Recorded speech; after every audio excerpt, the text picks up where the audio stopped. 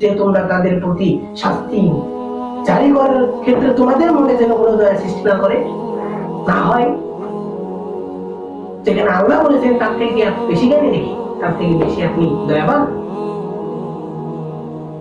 যে দয়ার তাতে প্রতি তৃতীয়াংশে এই প্রথম আসমানে আসেন, আসার পর ডাকতে থাকেন, কে আছো দিনের অপরাধীরা, আসো আমার কাছে ক্ষমা চাও, আমি ক্ষমা করে দিব।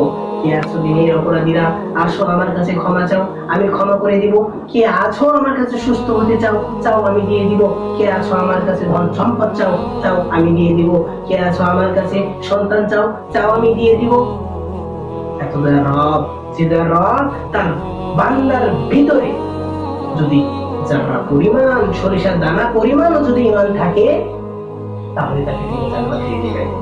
এত দয়ার রব, সে দয়ার রব যেখানে আমাদেরকে বলেছেন যে তাদের অপরাধীদের প্রতি তোমাদের শাস্তি প্রয়োগ করার কারণে তোমাদের মনের ভিতরে যেন কোনো দয়া সৃষ্টি না হয়, সেখানে আমরা কিসের দয়া দেখাবো?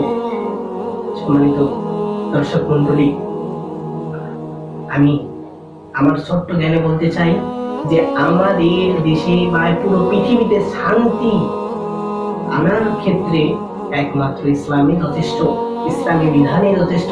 কিন্তু আমরা সেই এই ইসলামী বিধান আমরা আমাদের রাষ্ট্রে বা পুরো পৃথিবীতে আমরা চালু করতে পারতেছি না। এটা আমাদের